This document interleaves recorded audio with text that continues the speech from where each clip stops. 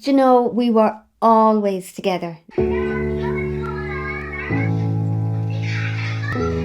If she was putting false tan on her, she couldn't do her back, and I'd rub the tan on her back, or sometimes I'd curl her hair, or we'd go shopping and we'd get makeup. She was never that embarrassing mammy age where you don't want your mammy to be with you anymore. It wasn't like that with me and Nicole. With the bullying, there was two girls in particular. One of these girls, she liked the boy who was friends with Nicole. He didn't want to have anything to do with her. She didn't like that at all. If Nicole had her drink on the table, they'd swipe it off the table. One of them just pushed her so hard that Nicole actually dislocated her hip, and they go, "Oh, sorry, I didn't mean that." They thought they weren't getting to her.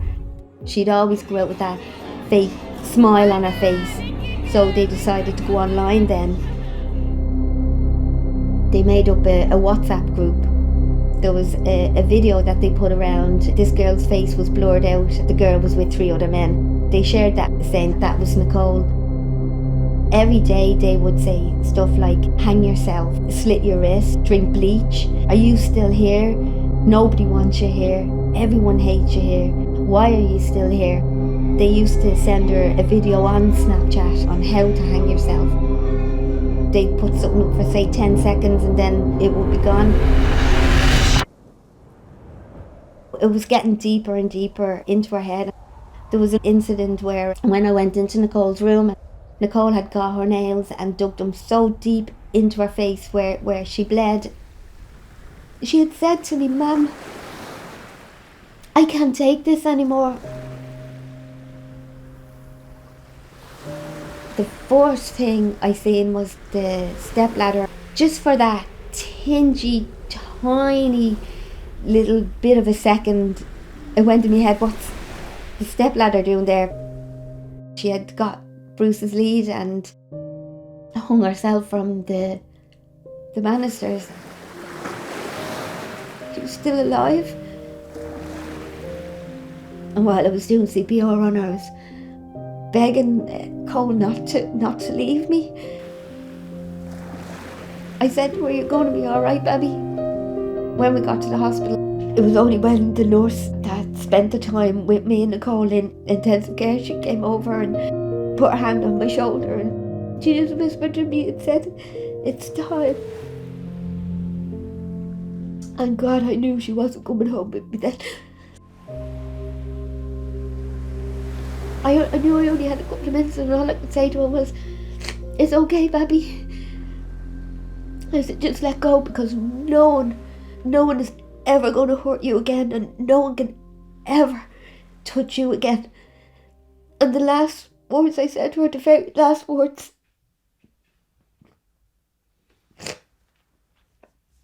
I got to say to her was,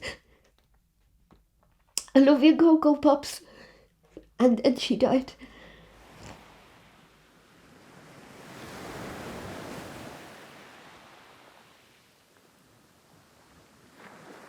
Two days after Nicole died, the guards came. I couldn't believe what I was hearing. Even though I had everything on the phone, that these people done nothing wrong. It's not a criminal offence. They can never be charged for it. It's sickening.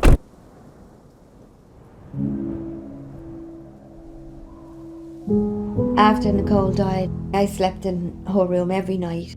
Just to have everything close to me belonging to her. The smell of her pyjamas that she'd have on the floor or on her bed.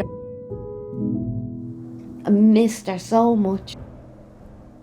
You know, I needed to touch her. I needed to not just think about her, but to hold her hand or give her a hug. The emotions were so overwhelming. I did come very close to taking my own life and going with Nicole. I needed something to get up for the next morning.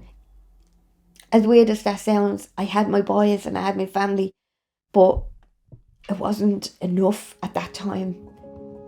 So I decided the only way I can stay is to bring in a law where it is a criminal offence to torment and torture someone online. I didn't know what to do. I hadn't a clue where to go, didn't know who to see, didn't know half the politicians in Ireland because I wasn't interested in politics. For them to actually say no to me was probably a good thing, because it gave me that fire in my belly to say, well, I'll show you, I'll do it. I started to share Nicole's story. Other mums and dads or aunties and uncles started to get in contact with me saying, this is happening in my family too. And then the newspapers, the journalists got hold of it, the radio stations found out what I was doing, TV programmes, trying to spread that we need to protect people from online abuse. We had a huge march through Dublin City as well. Politicians started using the name Cocos Law. It was only then when I actually sat back and I thought, wow, this might actually work. Everything was wrapped up. It was called Cocos Law on the 28th of December 2020.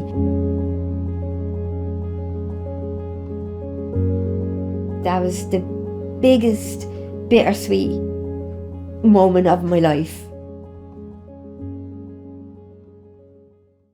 The sweet moment when the law came in, but the bitter moment is I don't have coal.